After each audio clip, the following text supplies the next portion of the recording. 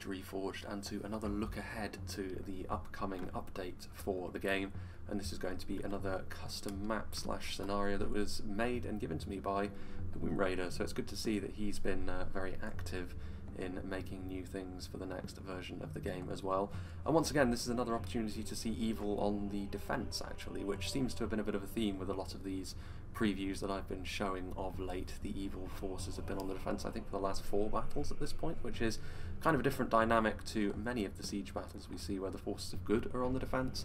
Evil obviously bring their own strengths and weaknesses to this particular situation, and this is obviously going to be maybe not in the depths of Mordor quite, given that Khan's presence is also here, and we have some of the more eastern focused architecture in and amongst things as well, so this could be in that forgotten corner of Middle-earth really, where the southern mountains of Mordor and Khan intersect with one another, so it's quite a long way for anyone not under Sauron's sway to actually march over here and invade. And much like some of the other battles from the Womb Raider that we've seen so far, the terrain is going to be one of the main things which gives the defenders their advantages when it comes to picking a position to stand in, though there are quite a few open areas as well, so picking the exact right position to make their stand is going to be important once again if the forces of evil are going to be successful here.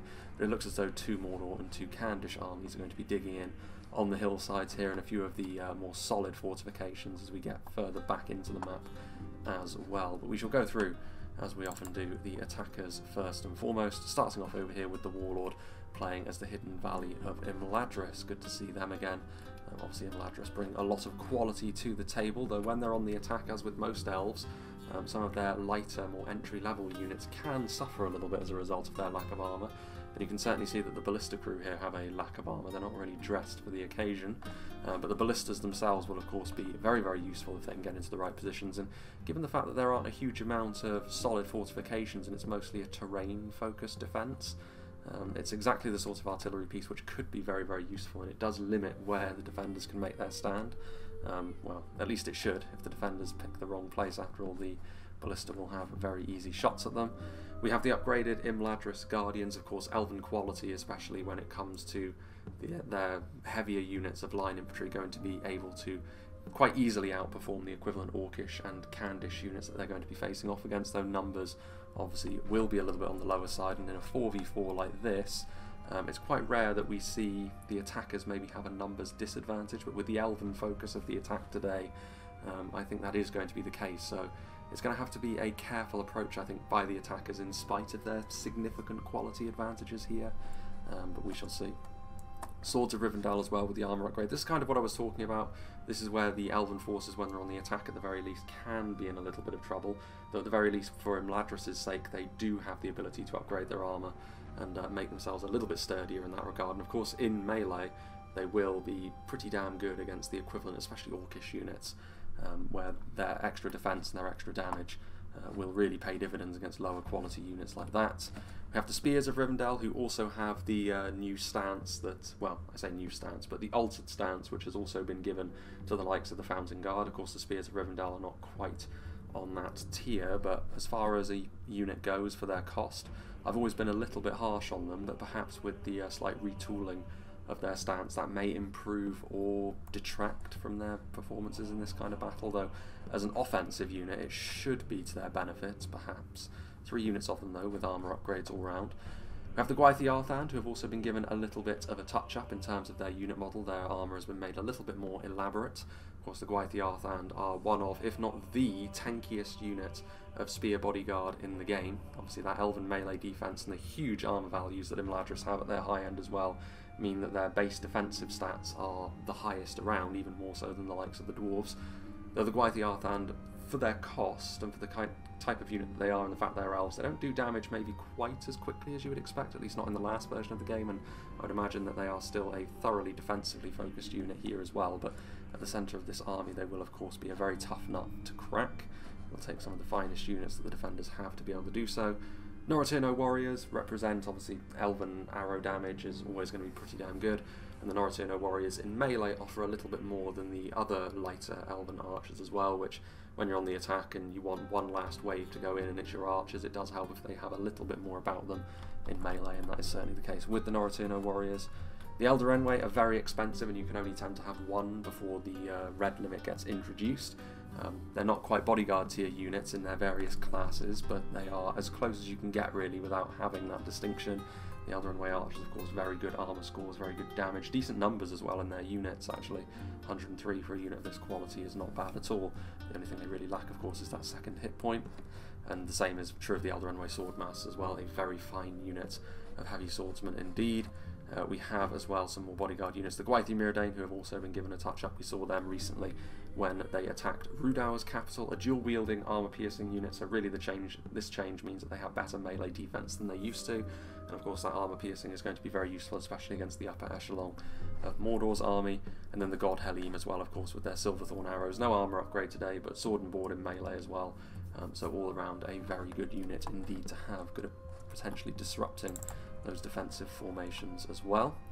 Moving on, we have Red Knight playing as the Shores of Lindon. Lindon in the last version of the game were pretty damn underwhelming, and being on the attack was probably their least effective area.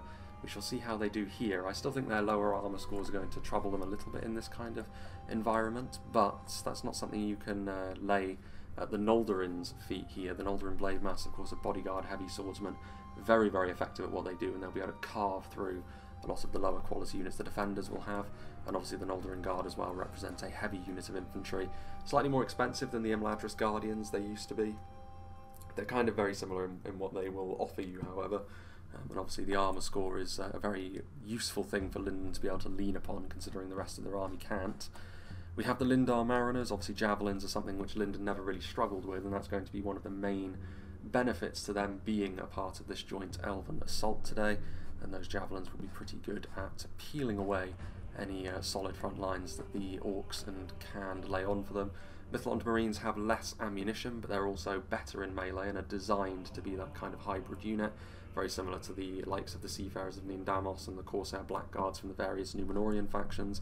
It's something that Lindon also enjoy, though obviously a little bit more of a focus around melee defense and damage instead of armor, which comes with its own strengths and weaknesses.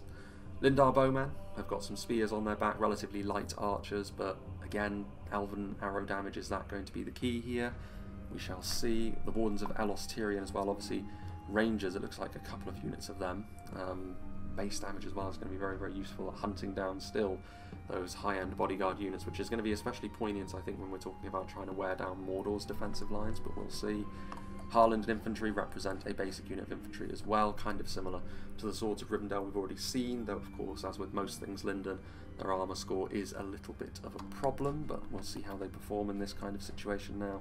Another Ballista over there, and then Mithlond Swordmasters and Mithlond Pikemen as well. Pikes are something Lindon can field in high numbers still, and obviously the Mithlond Swordmasters as well, plenty of damage. I think Lindon as a supporting element to Imladris is pretty scary, but we'll see how they get on as the battle goes on. We have Mirkwood, played by Adin Men. Unsurprisingly, perhaps, Mirkwood probably have a fair bit of their army hidden, so we'll only be able to see a little bit of it. The upgraded Hiri Lang, so more heavy Elven swordsmen. This kind of damage and melee defense combination is the sort of thing which, if the elves get rolling, it can be a real concern for the defenders, but the defenders will be hoping to make good use of any missiles they have, because even with the armour upgrade, Mirkwood too suffer a little bit from the same sort of things that Lindon do throughout their entire army, though Mirkwood can mitigate it a little bit more with those armour upgrades, and of course units like the Hiriak do have the big shield values as well, so going for a slightly heavier Mirkwood approach perhaps. We also have the Elder Palace Guard, Elven King's Palace Guard, again, armour upgraded, very, very good all-round unit, anti-cavalry armour piercing, very high melee defense. Again, a bit of a jack of all trades, one of the fan favourite units that the game has to offer, and they should be very good here, even if Khand have gone cavalry heavy, which I don't believe they have. Elder Royal Council as well represent a kind of similar unit to the God Helym that we've already seen, though they're a two-handed swordsman in melee rather than a sword and board. And then Elven King's Guard over here as well, with those axes on their back, a little bit of extra armour piercing in addition to the javelins of the Elder Council. Rest of the Mirkwood army skulking around in the shadows, I'm sure. And finally, the last of the Elven factions, of course, Tommy the Rage Quitter playing as the Elves of Lothlorien. Galathrim Nobles, so yet more Silverthorn arrows combined with two-handed swordsman in melee. The throwing axes of the Kindred of Celeborn, just generally actually, Lothlorien's access to throwing axes now will be very useful when Lothlorien are on the attack. Galathrim Spearmen represent, obviously, again, another very solid frontline combatant with those shields, a little bit more armour natively than the equivalent Mirkwood units as well. and Galathrim Arch as well. I mean, certainly in terms of ranged damage, the elves should hold a fairly clear advantage. Whether or not they can outlast the defenders, depending on what they brought, is a different matter entirely.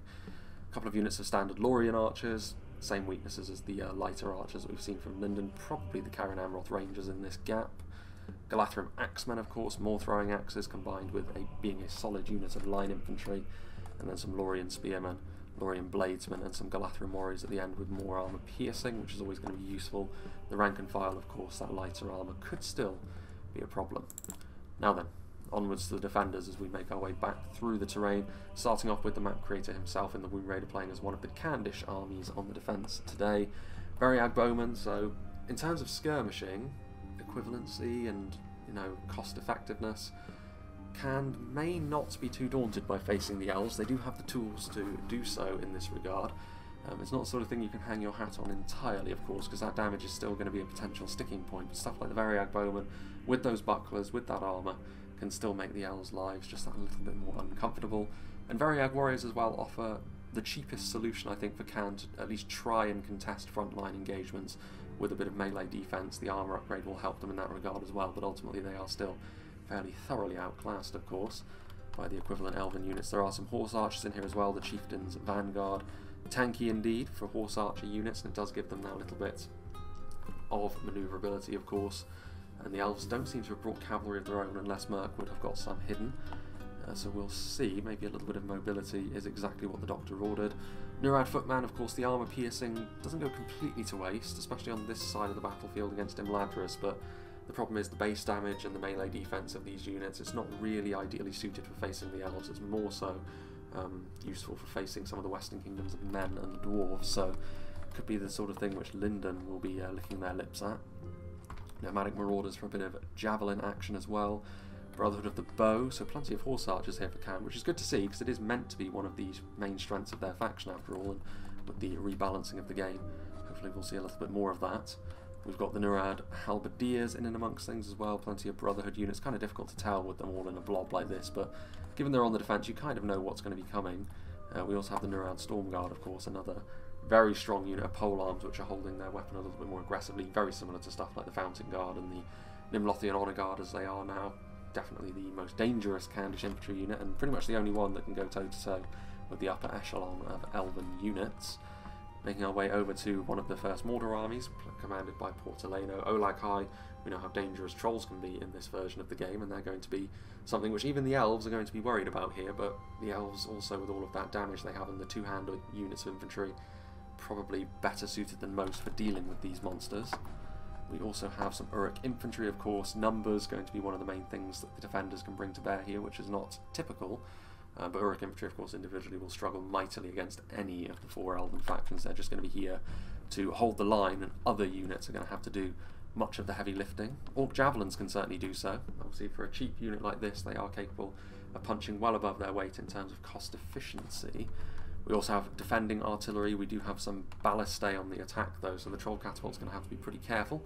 It's going to have to manoeuvre its way around the battlefield, and then if it can get some good hits, I mean, obviously the elves, any hit that's landed on them is going to be more tragic than it would be for most factions, and it looks as though that's going to be the general's unit as well, because one of the Nazgul is hanging around with his troll buddies.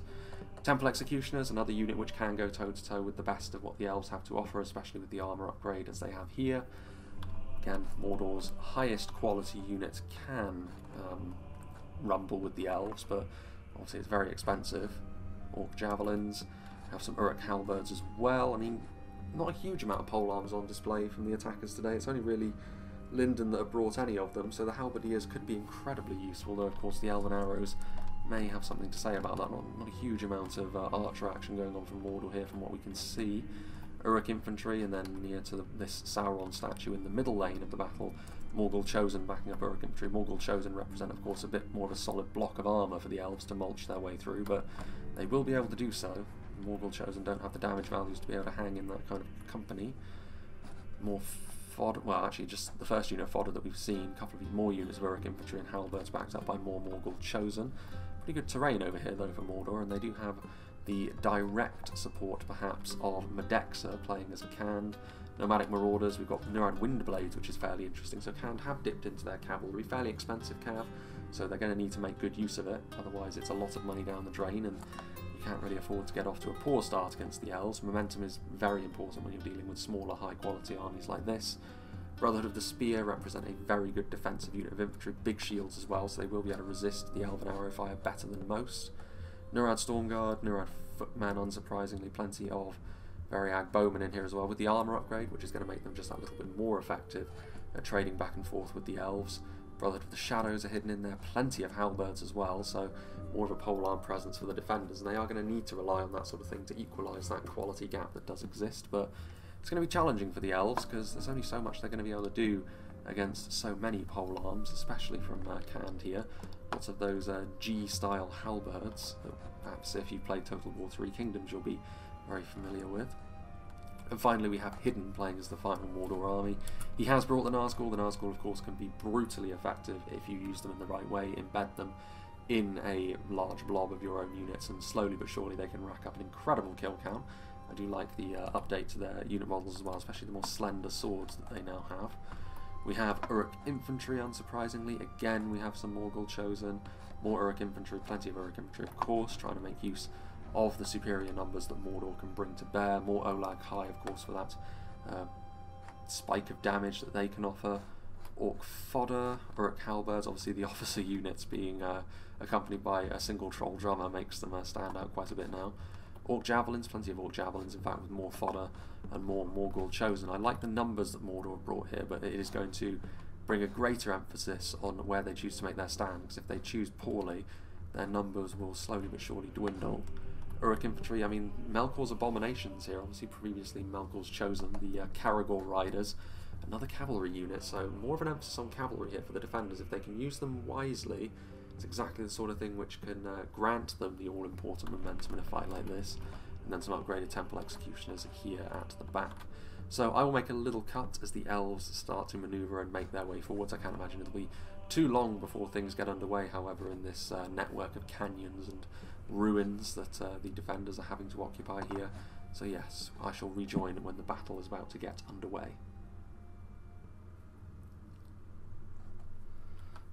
So I think we will rejoin here because it's only a matter of moments really before one of these elven factions decides to start testing the mettle of all of the various defenders strewn across this ashen mountainside.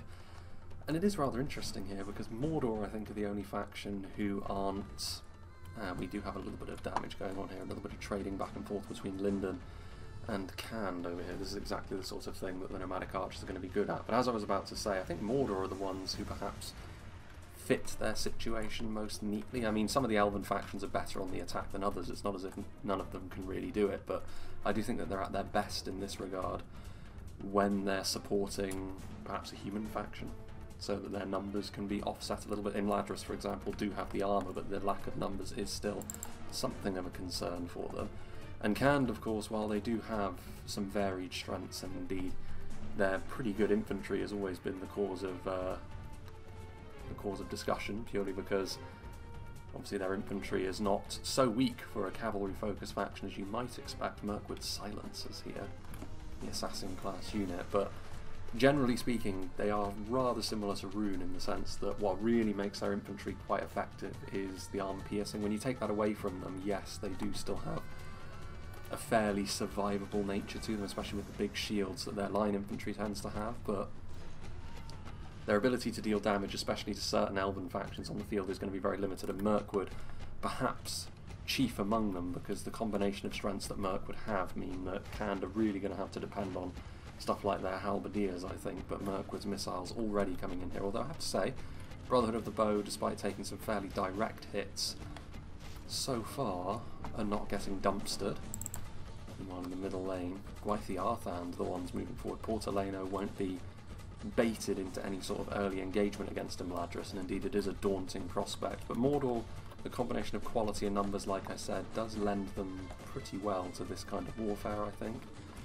Lindon, on the other hand, perhaps the most uncomfortable of all the attacking factions today because of that lighter armour.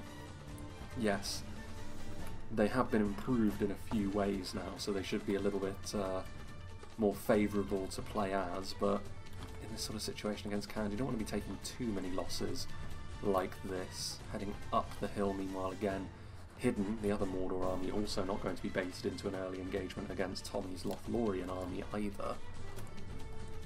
But will the Elven quality be enough throughout the battle? They've got a fairly long distance to cover as they make their way up the mountainside. Again, I can only assume that this is the southern edge of Mordor's mountain range based on it being canned that are backing up their Dark Overlords in battle, but one can only ponder at the route that the elves must have taken. I can only assume it was Lindon's ships that carried them all this far, at least all of the ones,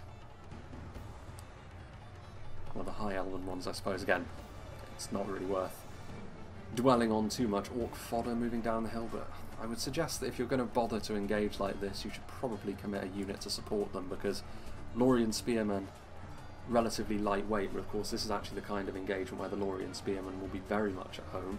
They'll be able to take advantage of their elven melee defense and the slightly higher than average damage that these units tend to have for their class, and skewer their way through the orc fodder pretty quickly.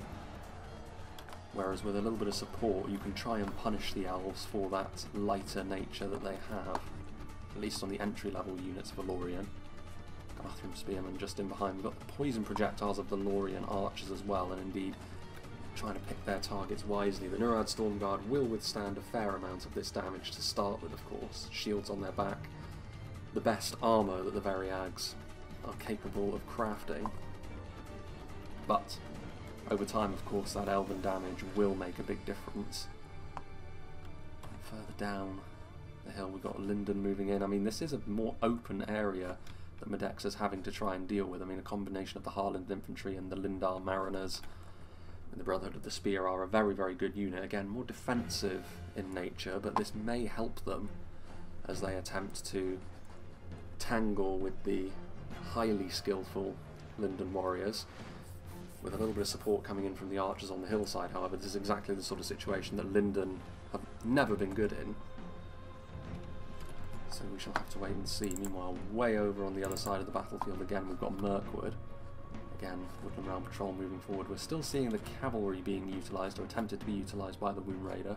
Nothing too big in terms of commitment so far from either side. Indeed, we've got some backup from Portolano's Mordor army as well. The fact that the catapults over here, though, should maybe be a bit of a green light for Imladris to go in pretty heavily against Mordor. Moving a catapult, even a troll catapult, the distance that they would need to, is not the sort of thing that they can do on a whim now.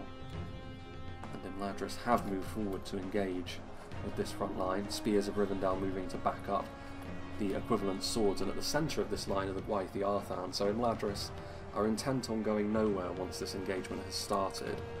Mordor have very few units, only the very highest level of their combatants are going to be capable of doing damage to the Gwaith Arthan with any sort of pace.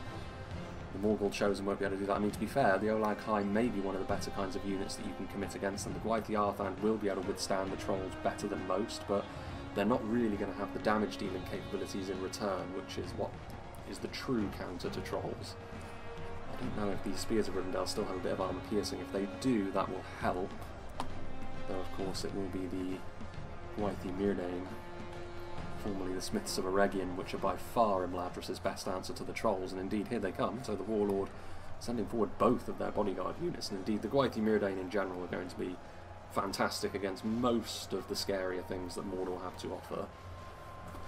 Mordor's highest level of units have a tendency to have that armour as their primary defensive stat, and the Gwaith Mirdain and Arthan together. We've seen the trolls be very, very scary in this new version of the game, but even the mighty Olag High, yeah, it's a wise move from Portolano, I think, to peel them off the front line there.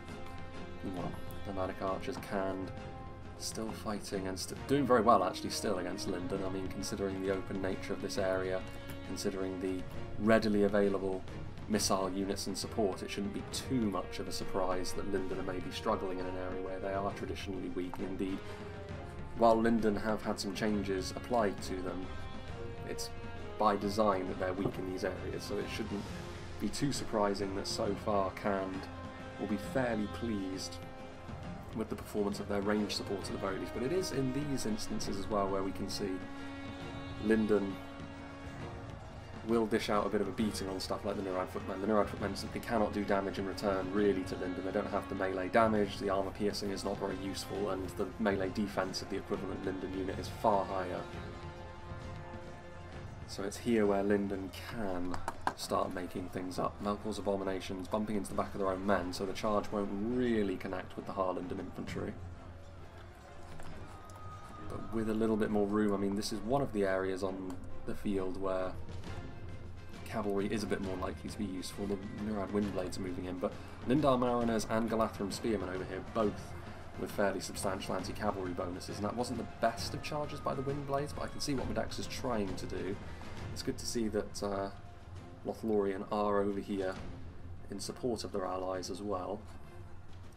Melkor's Abominations, I mean, again, with so many arrows flying back and forth, which was always going to be the case, it's a little bit difficult to determine the ebb and flow of the battle until we start to see one side really lose themselves. Lothlorien Bladesmen, kind of similar to the Harlindon infantry. The Harlindon infantry are a little bit better, but the same sort of outcome will prevail here as well against the Uruk infantry without any sort of support coming in from Mordor. You can see some more units making their way down from the hillsides. Orc javelins will be a fairly ideal thing to commit to the front lines as well. And over here, you can see just the carpet of orc fodder that got ripped apart really by the Lorien forces initially. They have sent forward the Uruk infantry, which of course, while better, we are seeing yet another example of the quality of the elves is being brought to bear here in the early stages. It's whether or not they can sustain that throughout the entirety of the battle, which is going to be the difficult thing. Meanwhile, on the front line, the Gwaithir Myrdain did get pulled off the front line actually initially again, some of them a little bit bloodied. The Olag High thought about coming back, but I mean, I don't think Portaleno is going to be able to commit the Olag High to this front line without the immediate reprisal of Imladris' mightiest warriors. And the Gwaithir Arthan still holding firm. I'm a little bit surprised perhaps not to see any of the Uruk Halberds committed to this front line in an attempt to anchor and maybe try and keep some of these very dangerous elves at arm's length, but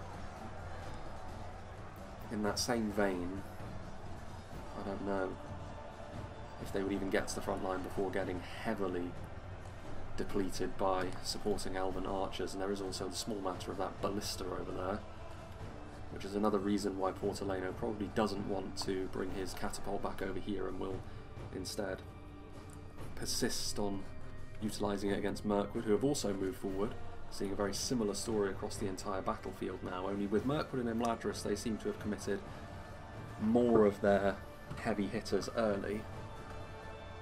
Kyriak defeat seems certain, which is fairly surprising. I think that must be as a result of supporting units and arrows flying overhead. There is also a fair amount of numbers, and like we said in the composition phase, Variag warriors, they're not the finest heavy swordsmen in the game by any means, but they do represent a fairly cost-effective way of going toe-to-toe with the elves, and it is of course their numbers and their upgraded armour which just make them that little bit more efficient. Support coming in from the Mirkwood Rangers though, that's going to be a lot of damage, and the unshielded Variags are going to suffer at their hands most certainly. The Chieftain's Vanguard still buzzing around in behind enemy lines trying to look for an opportunity to charge, but the front lines are fairly well set at this point, so they may not get the clear opportunity they want. They are horse archers as well, so they're not going to have the most devastating charge, but they are tanky.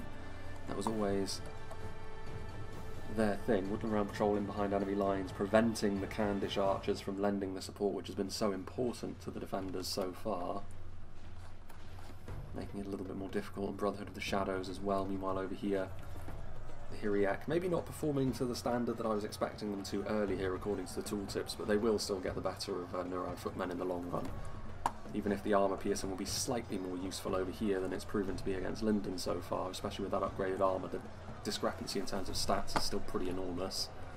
Elder Council in behind, and more we're starting to see evidence that the elves are gaining the advantage in terms of archery, which of course you would expect. And now we're starting to see some Uruk Halberds push in. Again, I'm surprised they weren't here a little bit earlier, but this is a good move from Mordor, I think. If they were to lead the engagement as it were, Imladris may not be dealing damage as quickly as you may expect, but then much of the units on the front line are either very basic or very much a defensive kind of unit, but the outcome was always going to be fairly inevitable, and trying to use a phalanx unit like this is one of the tried and tested methods of counteracting quality. Over here, meanwhile, Olag High, Lothlorien continuing to make progress up the hill, starting to see the Galathrim Axemen be utilised as well, getting a nice side hit into the Morgul Chosen. There's also the blue streaks of the projectiles from the Nobles, so Silverthorn arrows being used, and going immediately after the Ardenheim Shadowbows. This is where the Silverthorn arrows will really earn their keep, actually. It will really make it quite difficult for the very dangerous Ardenheim Shadowbows to use their payload. Of course, the Rangers being very good single target killers now make them pretty damn good at facing off against the Elves in general, especially with the Galathrim units on the front line. This is exactly the sort of thing which could be a real problem, but the Silverthorns being used to good effect. There's a lot of trolls moving in there. They do have the Galathrim warriors on the front lines, so they do have that armour-piercing shock through, which should be fairly good against the trolls, but do they have the numbers? Morgul Chosen as well. They're kind of cut off a little bit, actually, this advanced party of elves, with the spears pushing around the side, and the trolls now moving in to try and bludgeon the elven attackers now. But Morgul Chosen, I don't know how they are going to last. They're more mentally resilient and physically resilient than many of the Mordor forces, but they are technically surrounded now as well, in between an armour-piercing unit and a very good high-tier aggressive line infantry unit in the Galathrim Axemen. Galathrim archers, Lorien archers, plenty of these Lorien projectiles being used to pretty good effect. Temple Guard moving in, so Hidden is pretty intent on positioning some dangerous skirmishers of some description where he can really try and hammer the elves as they move up here, but the same fate is going to befall the Temple Guard as befell the Ardenheim Shadowbows. The problem isn't so much the damage that's coming their way, it's the fact that they are being interrupted by the high mass Silverthorns. Meanwhile, the other avenue of attack that Lorien are going up, they are struggling a little bit more.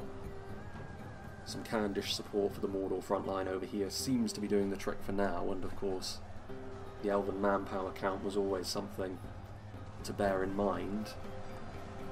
And if they go all in, they don't really have the most attempts to try and huff and puff these defensive lines down. So they have to pick their moments, the elves, and when they commit, they really do need to commit. If they've got any reinforcements to keep this attack going, that would be good, but I think more of the pressure from that is going to come from maybe Lindon making progress against Khand. With the reinforcements they've sent over to help Mordor, there's always the possibility that Lindon now have an opportunity to start hammering something home. Mithlon's Swordmasters on the front line, of course. Nomadic Archers intended to be that archer-infantry hybrid, but when you're talking about heavy elven swordsmen, all you're really going to be able to do is attempt to hold the line for as long as possible.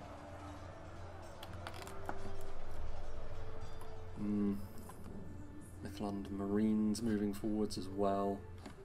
Very depleted units of Mithlond Marines as well, but the general trend of the defenders at this point is moving backwards. I think they realise that at some point one of these front lines is going to fold, and then the dominoes will start to fall.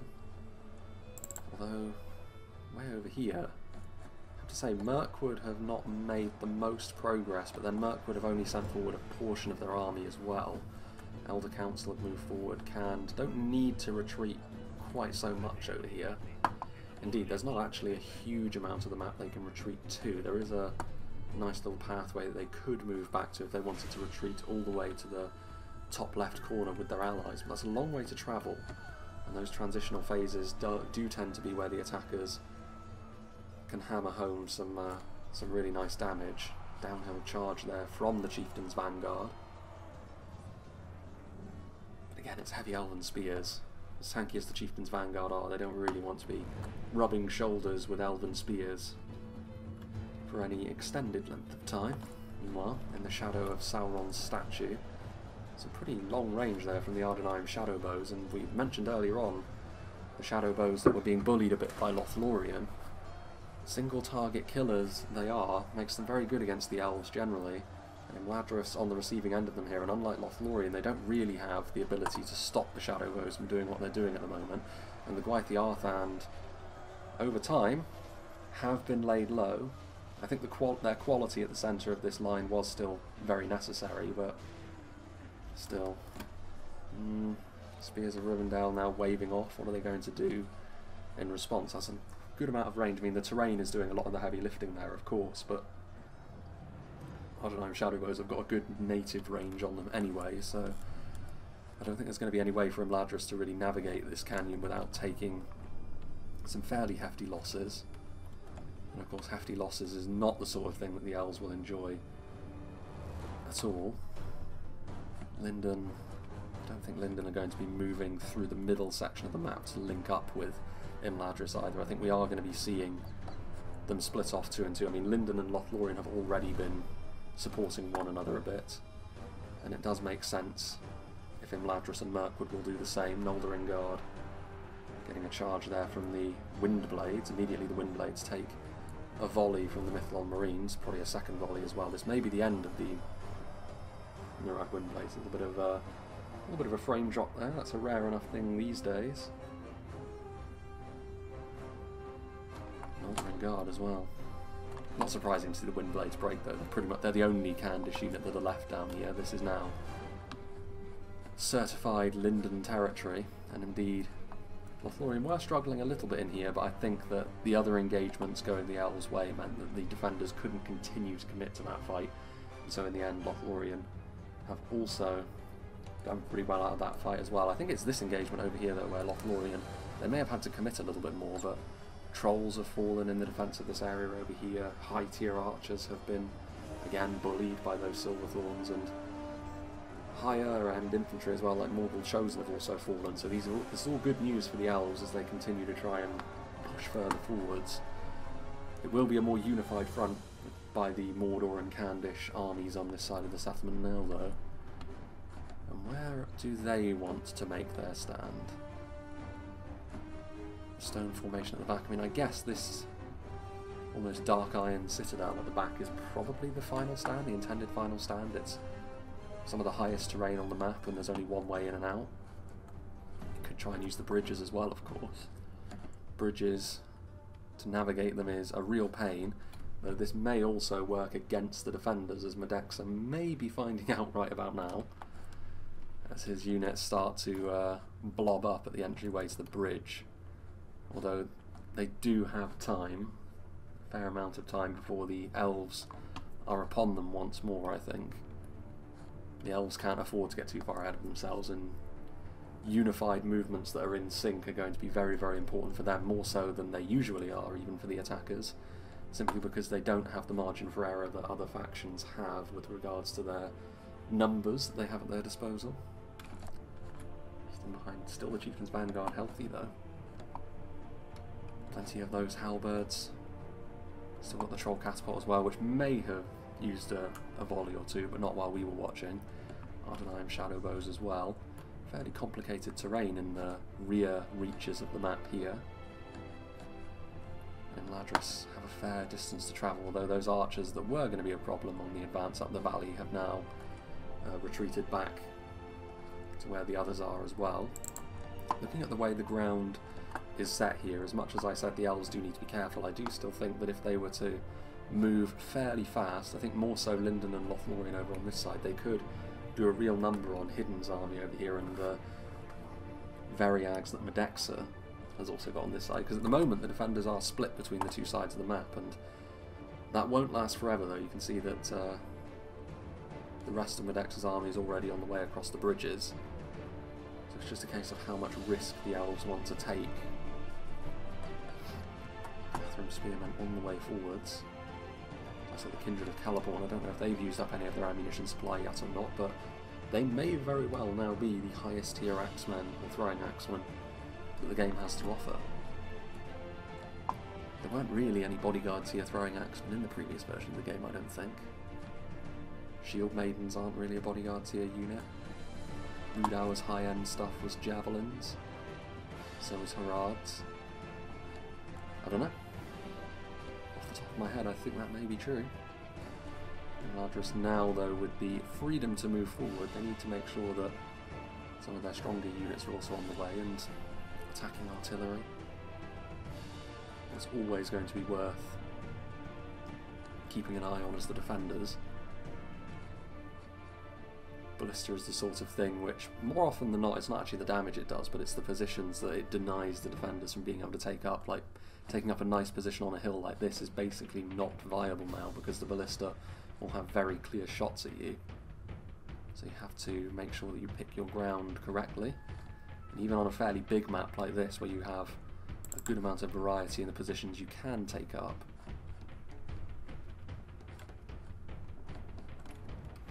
it makes the map just that little bit more dangerous to you. And the map, as the defender, should really be your friend more so than your enemy. Galathrem Spearmen moving in, starting to see some... that was interesting, those units were hidden and yet they were immediately pinned by those Galathrem archers. Maybe they didn't become hidden quickly enough. Killing off a few more of them. If the occasional orc fodder also falls, no one will really weep for them, now will they?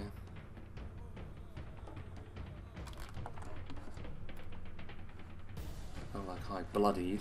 They managed to escape that rather nasty engagement fairly quickly. How much more damage they have left to sustain, however, is always the key with trolls, and indeed smaller units in general, with a lot of hit points. They keep themselves alive for a decent amount of time, but sort of like a less extreme version of what berserkers suffer from.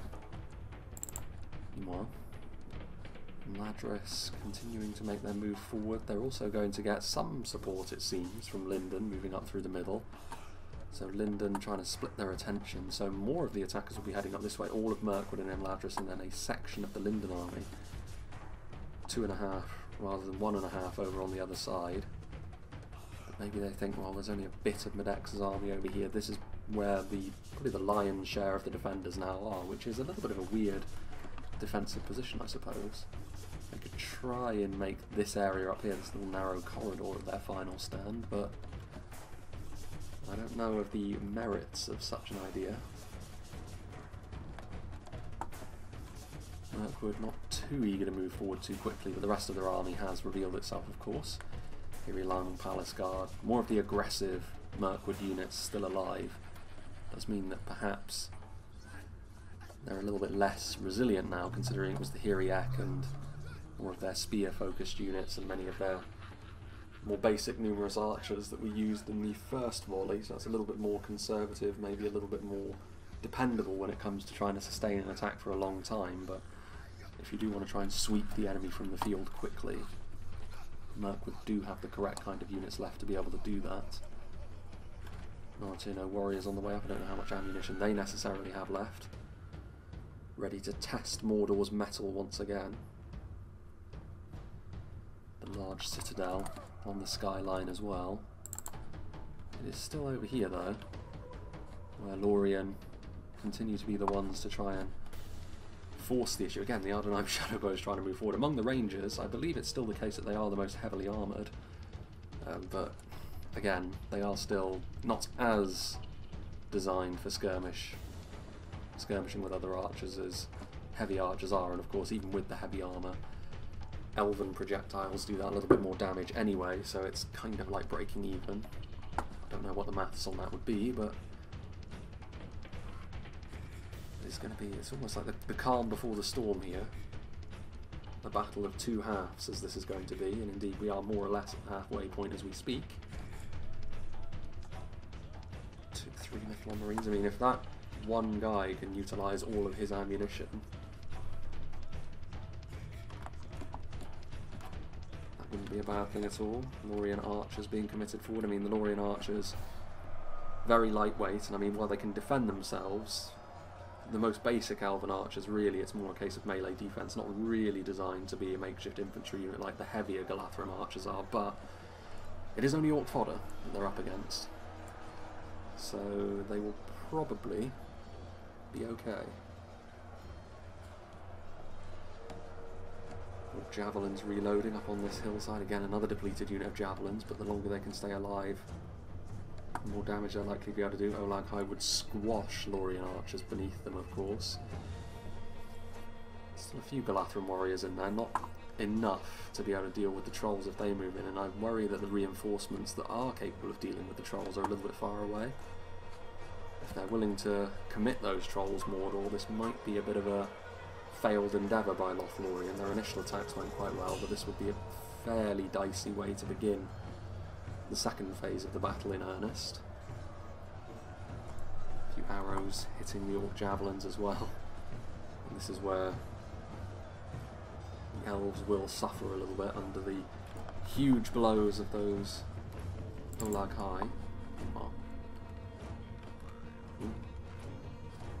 A few of the more depleted High Elven units ready to go. I mean, this is the thing, like we already mentioned earlier, when the elves commit, they do have to remain committed at this point, so it's understandable that they're taking their time getting set up for the next big push. And for the defenders, it's just a case of setting the table just so. Mirkwood now moving forward once again. Nomadic Archers have their pick, really. They could be going after the Hiri Lung if they so chose. And trying to take away some of Mirkwood's ability to deal damage here would be very advisable for Khan's future prospects in this battle, and I think that's exactly what the Womb Raider is going to be doing now. Indeed it is. Again, more of a defensive archer, but these are unshielded units. Armour upgrade or no, over time this is still going to be crippling if Mirkwood allow it to be, and it's the sort of thing which can force the elves into making that big commitment a little earlier than maybe they would like. 6 Hiriak moving in. We have mentioned how the Nurad footmen won't be anywhere near as efficient as they would otherwise be against more favourable opposition, but still, this is a good opportunity for them to get a dominant victory under their belt, as small as it may be. And our bowmen ballooning a few shots over here, trying to kill off the odd halberd or two. And fair enough. Again, some of these reinforcements are a little bit far away though. Being cautious is all well and good and somewhat necessary as the elves here, but there will come a time when boldness is needed. Galatharan warriors starting to do some pretty significant damage to the Olag High. Indeed, the halberds now moving backwards a little bit. The elven archers were doing their thing, although it's a heavy volume there from the Variag bowman, wanting to once again contest the range stakes. Galatharan spearmen once more. Very useful unit to have on the front line. Again, these heavy elven spears, while they do have the spear malice as well, just as a result of being the level of quality that they are, you don't really notice their lack of, their slightly lower ability, I should say, to do damage in comparison to their line infantry counterparts. It can make them so useful. Of course, spears defensively are so adept as well, so when they do go up against something like the Orc fodder, they're going to take very little in the way of losses unless there's some sort of outside factor influencing that battle, and so far on this one there isn't. Defeat seems certain for them. Victory as well. Still nothing else going over here, but seeing a few arrows trying to get their ballista into position as well. I mean, part of the issue here is I think Lindon and Imladris are going to need to move forward, because the issue is being forced with Mirkwood, as we've already said. Indeed, I think Mirkwood are actually taking too much time. Mirkwood Rangers, we saw them affect the frontline fight earlier. Again, if they had their way, they probably wouldn't be getting involved in a back and forth with the Nomadic Archers here, but needs must. Mirkwood aren't in a particularly favourable position here in terms of terrain, although the Hiri Lung will now start to flex their muscles against the Nurad footman. Victory seems certain.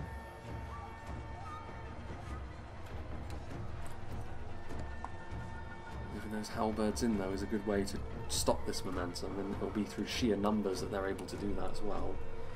Mirkwood Rangers out of ammunition. Are they going to try and contest this position over here? I mean, there's a block of Nurad footmen waiting to stem the tide. At the back, again a little bit lopsided. And our bowman doing their thing again. The ballista is not using flaming shot. They are doing a lot of damage, however. Flaming shot is actually probably more advisable here, but I mean they've done a lot of damage to this Uruk infantry and the Mordor chosen. Enough perhaps to warrant a beginning to their attack. We shall see. Meanwhile, over here there can be no doubt that Lothlorien are intent on being fairly aggressive. The support they're getting from Lindon is now also being shuffled towards the front line. Spears now being joined by the Axemen. Once again, the Olag High doing their thing. The Nurad Halberds not really getting set though, and that's going to be a real problem for them because in close melee with especially the Galathrim Axemen, they are going to get absolutely butchered. And the Trolls as well, the level of damage that the Elves are capable of doing. Lothlorien especially, they've got that slightly more aggressive edge to a lot of their infantry. Makes them perhaps better at dealing with units like the Olag High. And Dalmariners moving forward. This front line's still alive. Choke point still being marshalled. Now by some Morgul chosen. Arrow fire. Big blob of units over here. Many of them actually looking vulnerable to arrow fire as well. Uruk Halberds, Brotherhood of the Shadows are in there as well.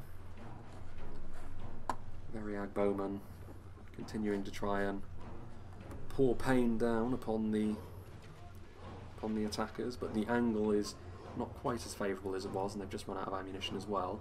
Not quite as multifaceted as the nomadic archers in melee either, although they're still defensively adept enough that they can at least play a role as long as they're part of a combined arms attempt to try and cease elven influence. Over here, still not yet ready to commit. Still some Gwythi Arthand alive. The thud of catapult shots. Troll catapult trying and succeeding to destroy another one of the ballistas. Imladris only has one remaining.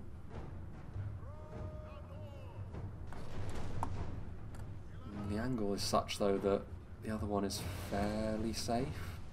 Still, if I were Mirkwood, I would be lighting a fire under my allies at this point to get them to move forward, because Mirkwood's starting to feel the heat now. There's even more arrow fire, shadow bow arrow fire moving in on them.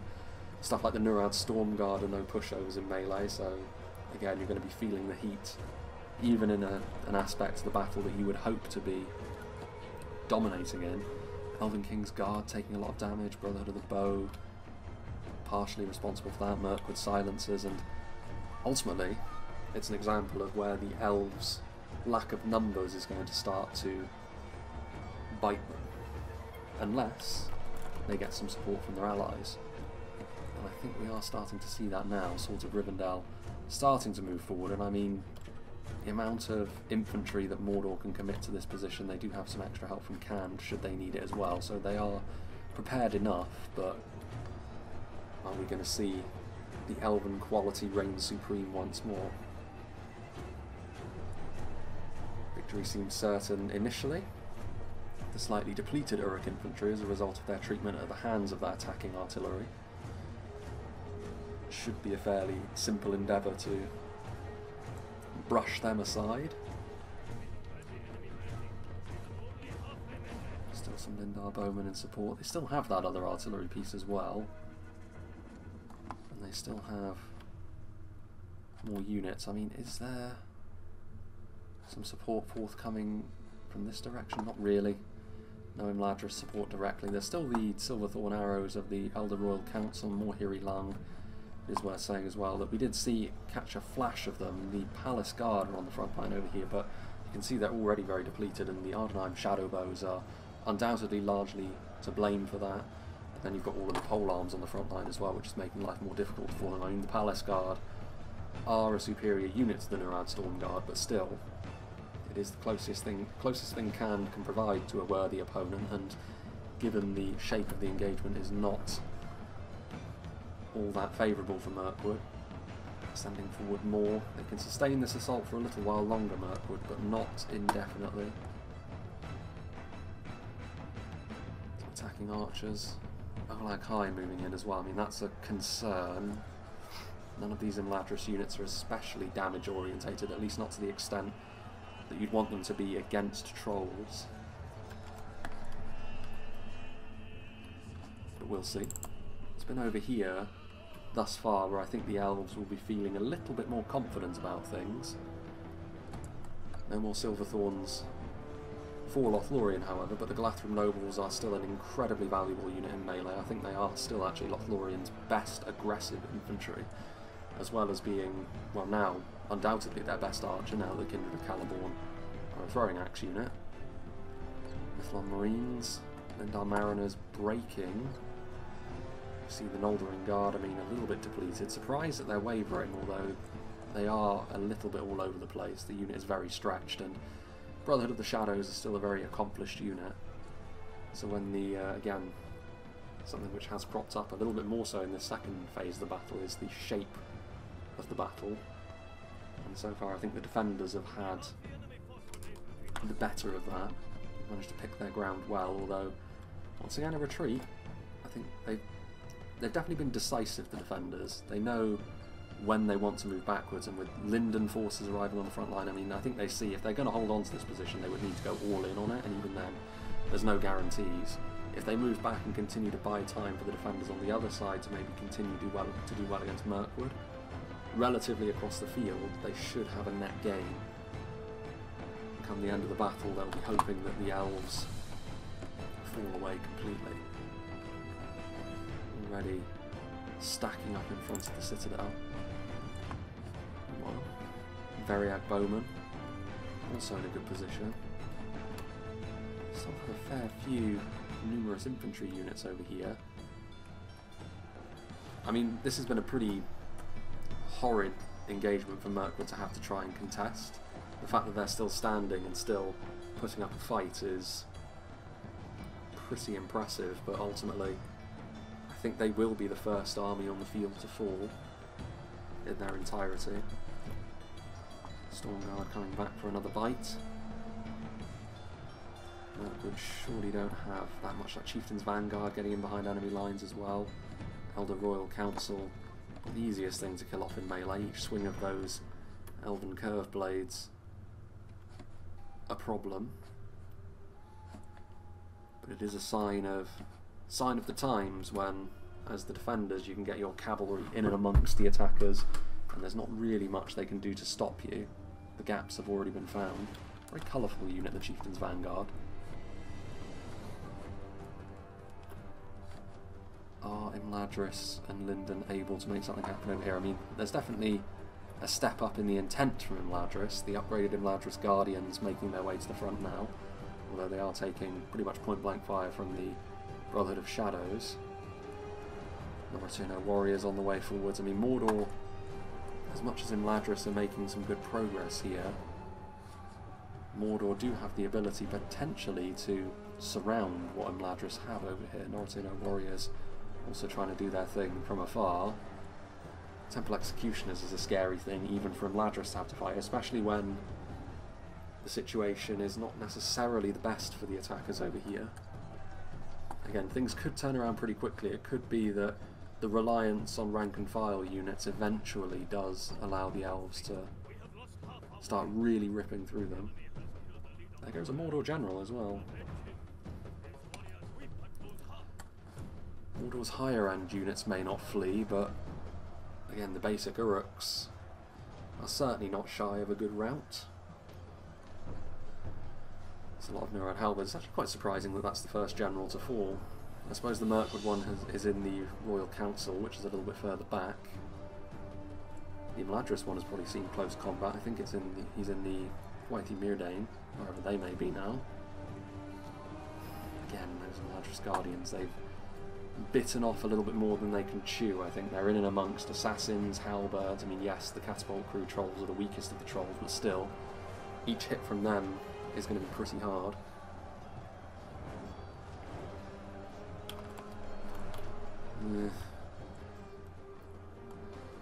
Not a huge amount of reinforcements left for the defenders over here, though. They have had to commit everything that they have to pressing home the potential advantages that they have, and the elves do still have more left to give, so maybe in the long run the attackers will have the edge here.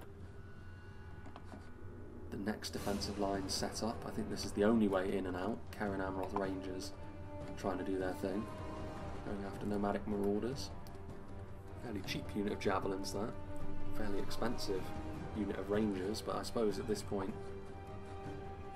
trying to do what damage where you can is a virtue in and of itself.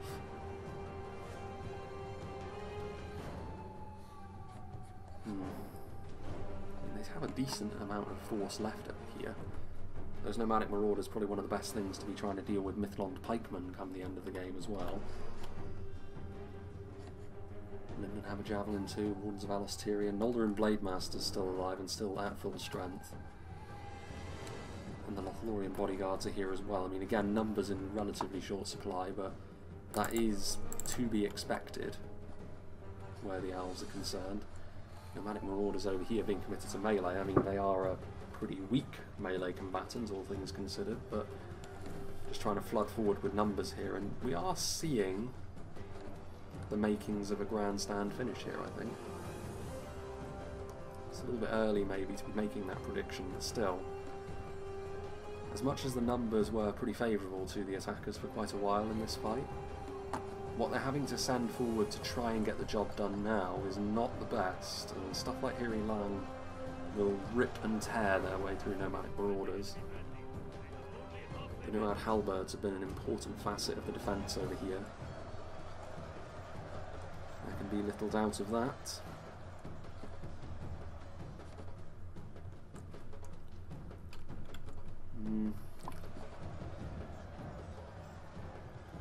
Ballista is not really going to be able to get into a good position to shoot now. Eldarinway archers. The God Hellium still haven't been committed either. Whatever happened to the Gwaith? The hammers. Because they would be very useful right now against the Temple Executioners. Maybe they fell earlier on in the battle and we just didn't notice. Entirely possible. Still, those Candish halberdiers representing a really useful bulwark, and the Olag High and the Temple Executioners from Mordor giving the defenders the damage dealing capabilities they need to be able to force the elves onto the back foot. Still a fairly healthy amount of Murad Stormguard as well.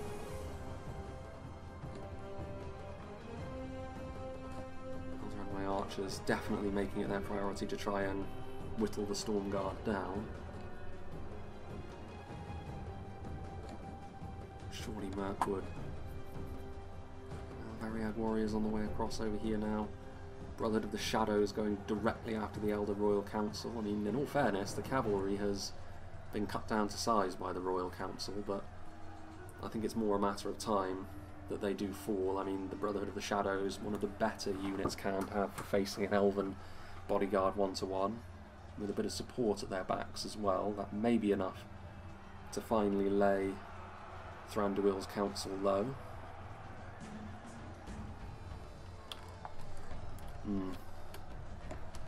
Murad Stormguard on the way forwards as well. Nomadic Marauders, Hiri Lan fights again, like I said, Hiri Lan against the kind of forces that were guarding this pathway up.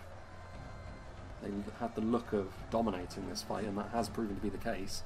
And it's only more Nomadic Marauders that can send in response to them. I don't know if that's going to end too well. Troll Catapult crew have peeled themselves off the front line. An opportunity to go back in should the need arise, but it's weird, isn't it? Like, Merc would have actually steadily done better. I think it's because more and more the defenders have seen the need to try and respond to the Lindon and Imladris line and have committed a bit less perhaps over here now. How much damage these two higher end archers from Imladris are capable of doing is going to be fairly important here. They need to try and thin the herd of halberds a little bit more so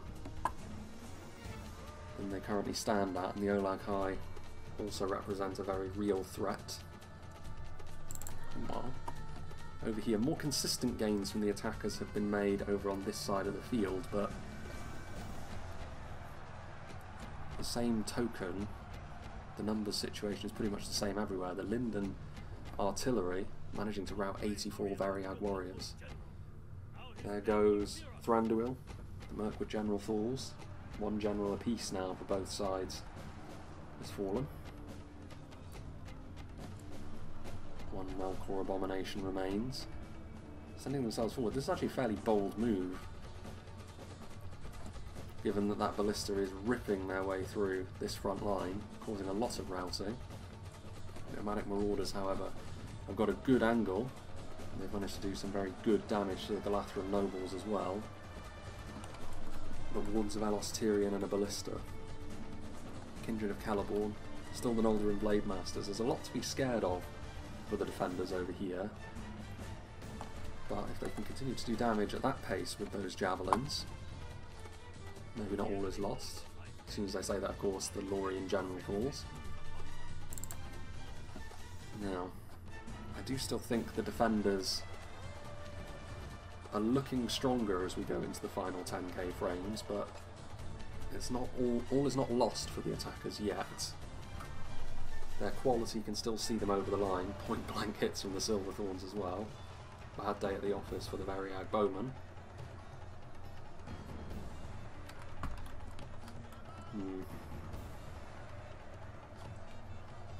Ardenheim Shadow Bows.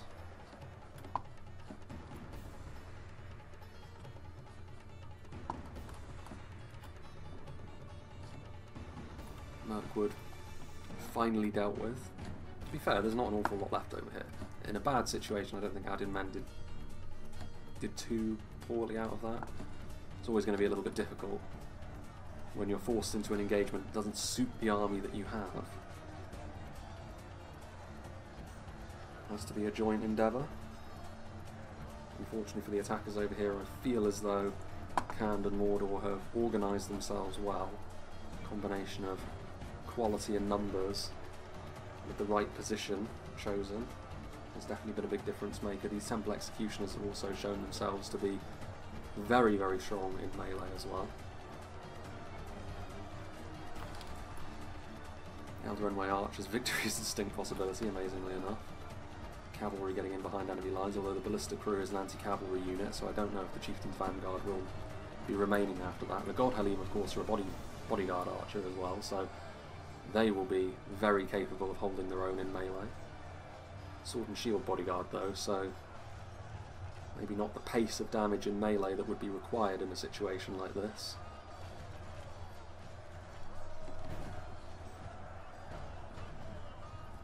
Nomadic Marauders on their way across.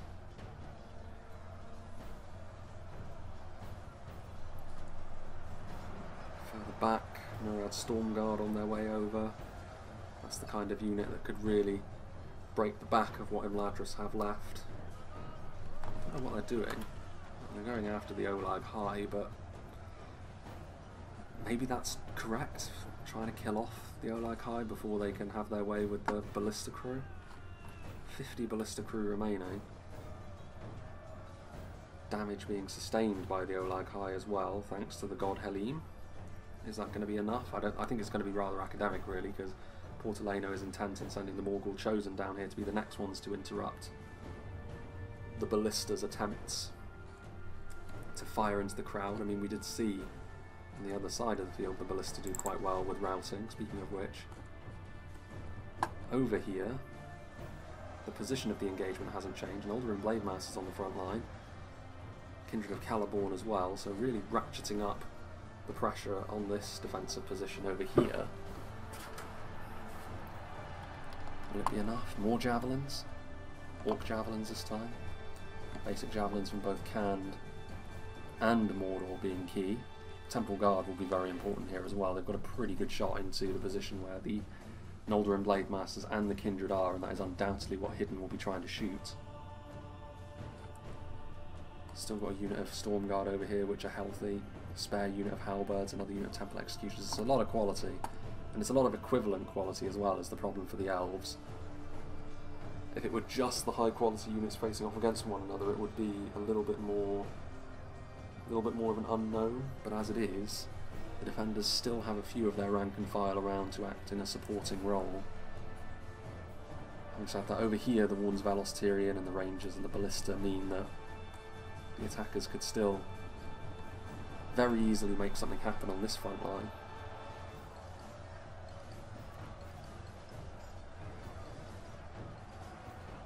Poison projectiles flying overhead.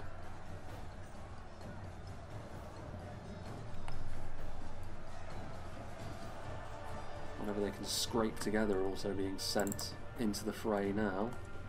And it looks like the God Helene are now fighting with their backs against the wall, in medieval 2 terms, quite literally. They won't get pushed into the chasm after all. But this just means that it's only a matter of time for Imladris. They can kill as many as they are able before they inevitably fall, but they will fall, and then all of these units can transition over to the other side of the map, and I think with that the defenders will probably go on to win this.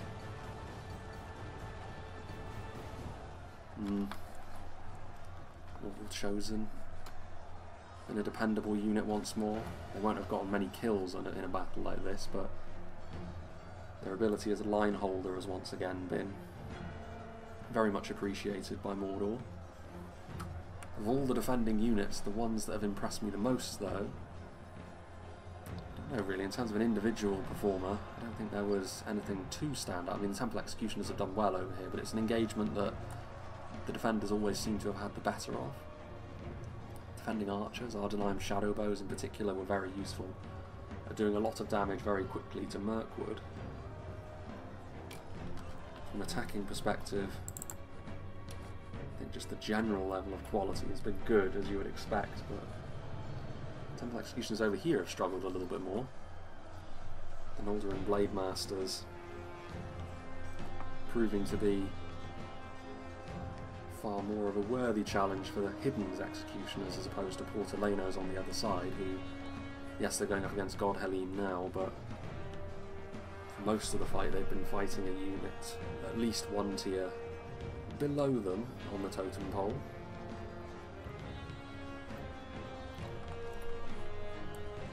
Arrowfire still trading back and forth. One's Velostirian, kind of hard to judge how much damage they've done. They don't have the terrain advantage in the way that the Shadow Bows did over on the other side. Stormguard now being sent in alongside the Temple Executioners to try and finally bring the attackers to heel. There goes the Imladris General. During his last stand. Still the Temple Guard, who are no slouches in melee either.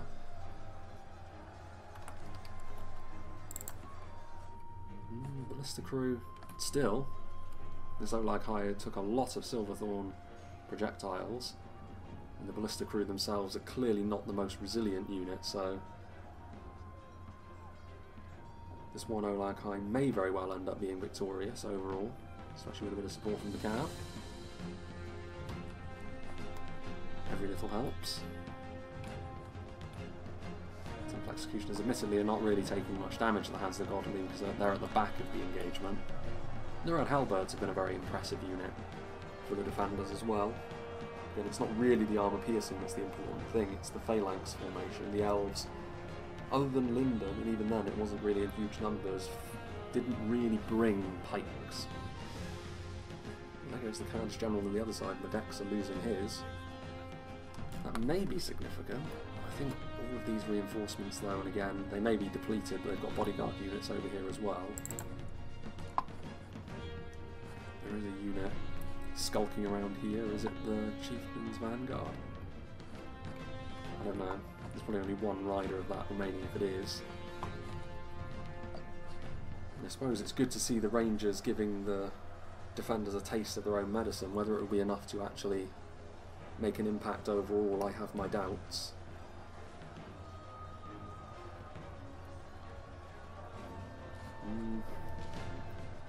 Yeah, Ardenheim Shadow Bows close by as well. In drips and drabs, Portolanos units have been arriving as well. Nothing too significant, but it's definitely enough to keep the fires lit on this front line. Ballista, it's tried to get in position, and in all fairness, it could have made the difference, but it's always going to be a little bit more difficult, and you definitely shouldn't take it as a given that your artillery can do the business as the attackers. And once again, it's the Nurad Halberds that are doing a lot of the heavy lifting on the front line here.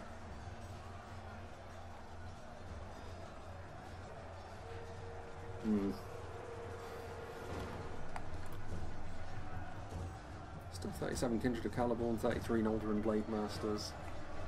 Temple Guard on the way in now though as well. Fairly bold and gung-ho aggressive stance that these Candish halberds are taking up now. Fair play to them.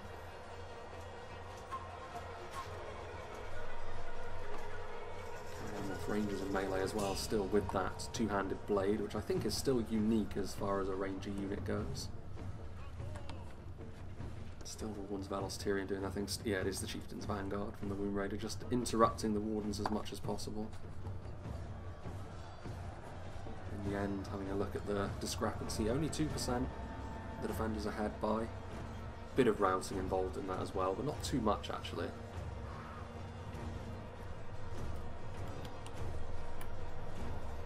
Storm Guard pushing their way to the front as well. I mean, if nothing else, the Storm Guard's extra damage they're capable of dealing is also a big factor here.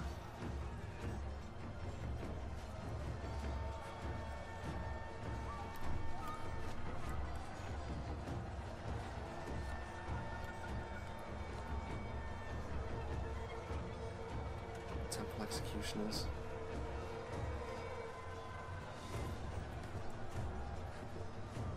Still doing the business. Victory is almost a certainty for the Temple Guard, who have gotten in behind enemy lines as well, going after what remains of the GLAMHOTH. It does feel a bit like clean-up duty at this point.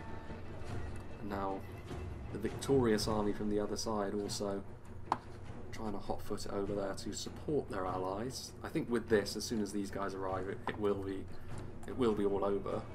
The attackers can put on a brave front until then, but at which point I think it will be overwhelming odds. Troll Catapult getting into position as well. All of these Mordor ruins dotting the interior of this little hillside. Wardens of Lothlorien continuing to get good hits. I mean, if nothing else, the Wardens of Lothlorien have already filled their boots in terms of kills. And Storm Guard pushing their way through. Yeah, I'm not surprised that Khan's army is becoming tired now. Pretty soon the bows will be silenced.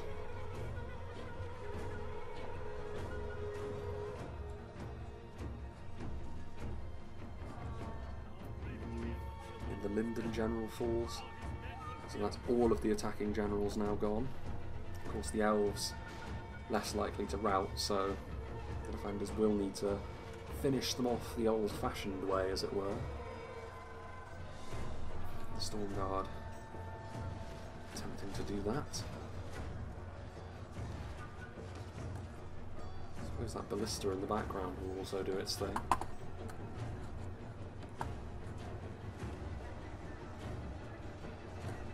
Mongol Chosen on the way.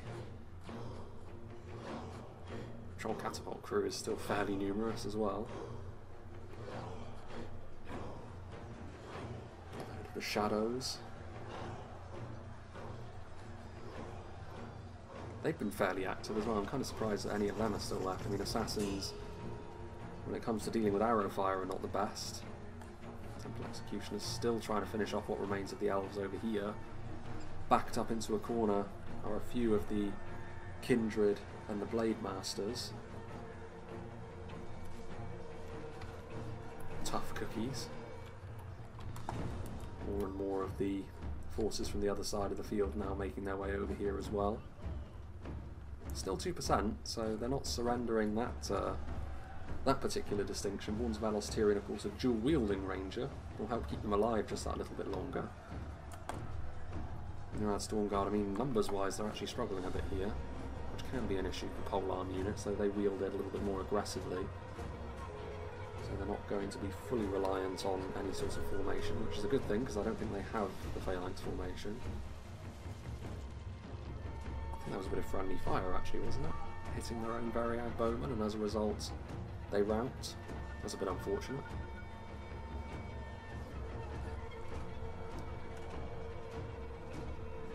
Ooh, there's that crazy death animation.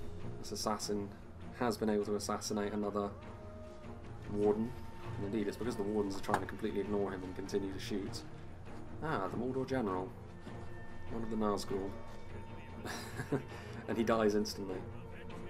Dying in the 11th hour of the battle, at the moment of your triumph. How unfortunate. Still javelins again. They're no, I was going to call them unsung heroes, but they're not, are they? I sing their phrases all the time. Orc javelins, nomadic marauders. Their presence on this engagement over here, even though it was a far more costly one for the defenders than the fight on the other side of the map, those javelins made a big difference. Without them, the elven quality probably would have been able to hit home, and we would have seen maybe an attacker victory here. It is by these small margins that these battles are decided after all. 3% the difference now, but I mean 3% is made up fairly easily by one factor or another.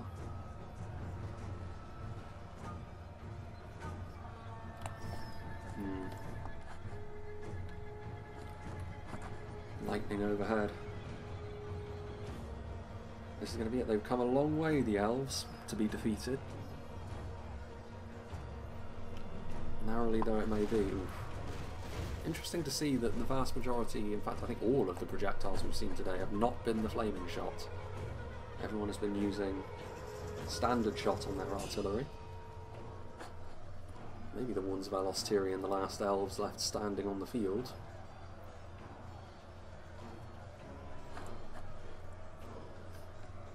Both units of Nurad Stormguard being employed as their executioners. I think Red Knight's army will probably rout from here. Their general did fall away earlier after all. Or it may be an admission of defeat even. Wavering. I think that will be it.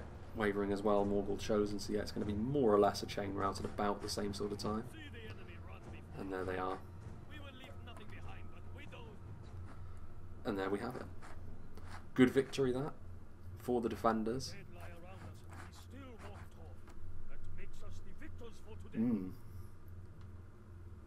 there we have it. Fighting on home turf, as they were, they have managed to emerge victorious, but it was a good battle that, and indeed the elves, especially when it's all the elven factions, yes, they all have various strengths, and they all bring something different to the table, but overall, the smaller nature of their army, it is very rare to see, when you consider the amount of men deployed. Usually, you would expect to see the attackers with the kind of numbers that the defenders have, in terms of their men deployed. So they had a big discrepancy in terms of the numbers against them, the elves, but that is also a sign that their quality was able to carry them a certain distance. And also, I mean, usually it's not just down to kills, but I do think Lothlorien were probably the best of the elves here. The amount of kills they were able to get is a part of that, but also their slightly more aggressive edge. And also I think the engagements they chose to take were probably the best among the elves. Lindon trying to fall into a more support-focused role, and they kind of managed to do that. It was only really late on when we saw some of their heavy hitters like the Noldorin, and especially the ones of Lothlorien. They probably got the lion's share of the kills for Red Knight, actually. It's a bit unfortunate because obviously I've made a point in the past of saying in the previous version of the game that Lindon were not particularly strong, and they do have noticeably the lowest amount of kills among the attackers here today, but I don't think that's really a mark against them too much. I think the situation was not really in their favour, and ultimately as well, Mirkwood were forced into a pretty rotten situation. Imladris maybe took a little bit too much time to get up the hill to support them, but even if they did, then the amount of defenders that were over there still would have made it quite difficult. Yeah, it's one of those. There's a few things that the attackers could change, but ultimately I think good play from the defenders. I think they knew exactly when to retreat. They were very decisive about when they were going to move back to pastures new, and I think they did a good job at doing that. They positioned their units very, very well, I thought, and in spite of the fact that they were taking heavy losses fairly consistently at the hands of that elven quality, they never folded as a result of that. So, let's see what did the damage for the two Candish armies. So the Womb Raider, Chieftain's Vanguard and Brotherhood of the Bow over time did really very well. When you consider again all of these kills are on elven units, that does go to show how effective some of them were being. And again, Variag Bowmen, Nomadic Archers, so skirmishing with the elves, especially lighter elves, is always going to be fairly favourable, even with the damage they can do. And the Womb Raider was initially, at the very least, mostly facing off against Mirkwood, the second lightest of the elven faction, so that does go to show why he managed to get that many. Brotherhood of the Shadows as well. Nurad Halberds, like I said, not the most kills, but definitely important defensively. And then Medexa, ever his partner in crime. We have Nurad Stormguard doing quite well.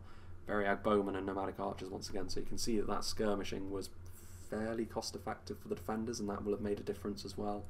Brotherhood of the Shadows performed pretty well. Brotherhood of the Spear actually died off pretty quickly, but they still got a fair few kills against the initial Lindon advance, which is not too bad at all.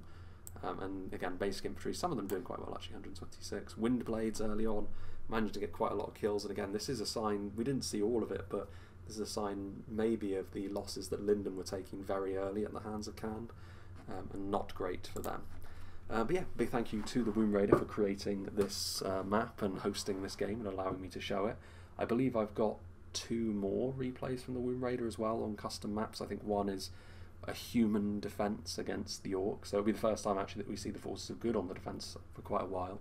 There is also another one with the called the Dunedain Ruins, so that'll presumably be an Arthedain focused defence, but that one's a little bit weird. I think I've got a dodgy map file or something, so hopefully I'll be able to show that one.